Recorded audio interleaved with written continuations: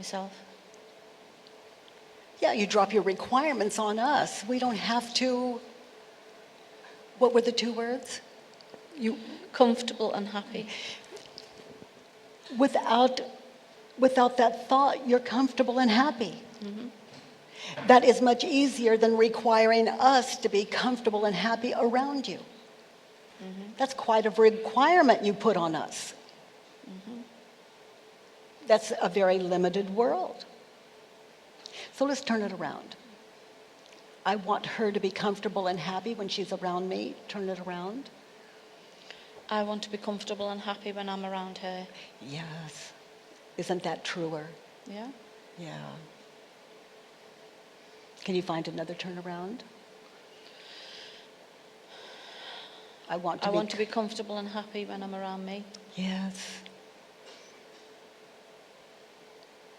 Mm-hmm. Yeah, to be comfortable in our own skin, to be comfortable in our own mind. If you were paralyzed from head to toe, and all the doctors agreed you could never, ever move again, and you were going to live for 50 more years, and you love everything you think, where is the problem? If you love everything you think, where's the problem? The problem would be in the people that love you. They would have the problem. You wouldn't. So to be comfortable around ourselves, Mm-hmm. and when our mind is clear, when we love everything we think, we are in the presence of a friend always. And we're the ones we can count on. So let's look at the next one.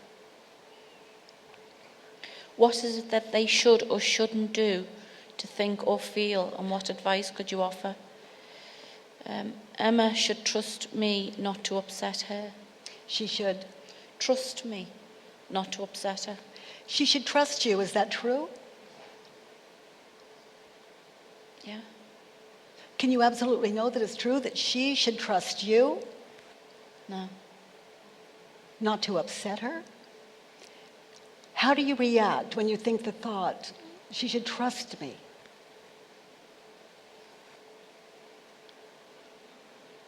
How do I react?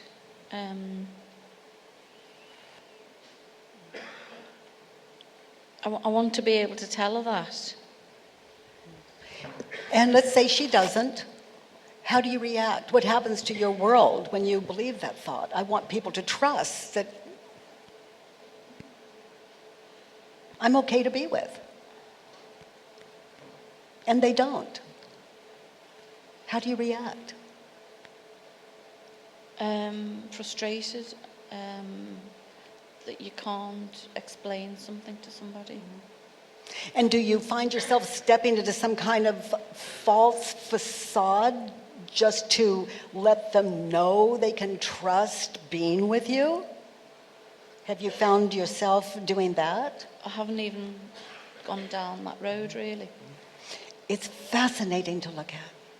It's like if I want you to trust me, if I believe that, then I'm going to find some kind of false self to live out of, to be sure that you are safe with me. So when you trust me, I can never trust you to trust me, because what you're trusting is not me, it's a facade. So it's myself I'm deceiving.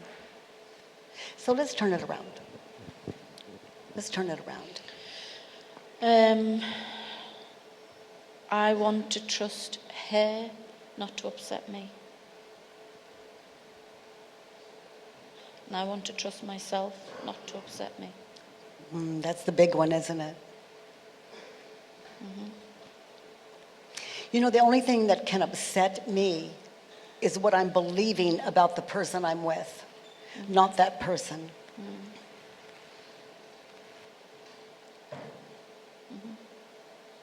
Good to know, huh?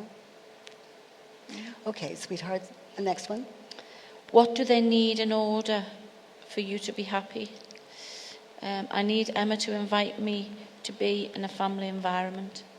Is that true? You need her to invite you to be in that family environment? Is that true? You need No. an invitation. And how do you react when you believe that thought and she does not invite you? I feel upset and ostracised and alone. Yeah. Boy, that is just breeding ground for, we believe our thoughts, and then those emotions happen, and they take us to some strange places. Who would you be without this thought? If I am not invited, I've been spared. Either that or there's some kind of cruel order going on. So why is it good for you? You're not invited. Why is it good for her? You're not invited. And why is it good for the world? You're not invited. Open your minds. Do you want me to answer that? Why is it good for me not to be invited? Because they drink a lot. Well, that would be one. They have horrendous hangovers the next day. That would be two. But I'm missing out on the fun. Oh, really? That's interesting. We're looking at where have you been spared? There's alcohol there, they're drinking, you're not there, you're not going to have a hangover. So can you find another turnaround? Read it the way you wrote it. She hasn't invited me, and I'm happy about that. If you check yourself out, that could be at least as true, maybe truer. But you don't think of it at the time. Well, we're not awake to it. We think the thought and we believe it, so we don't, the other part we don't have access to because we're busy believing the thought and seeing all the images of them having fun and us alone. And that movie, Life is But a Dream, those images you see, the mind produces those. It's always holding, the mind is either remembering the past or it is anticipating, that's a future. So it doesn't show us, the mind doesn't allow us to see the grace, the state of grace of this moment now. This state of grace of the moment now. The images, those images, that's what produce the emotions and cost us the awareness of this wonderful moment now. Can you find another turnaround? Read it the way you wrote it. Read it again. Read it the way you wrote it.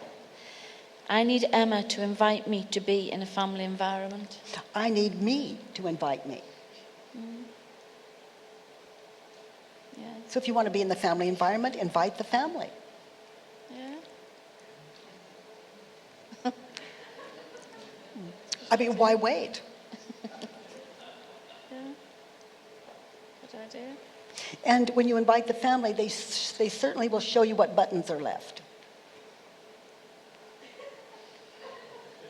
They will show you what you need to work on next. Yeah. And we call that a party.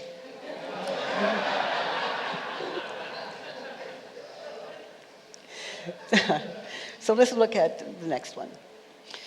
What do you think of them? Make a list. Emma is judgmental, mistrusting, and paranoid. Turned around.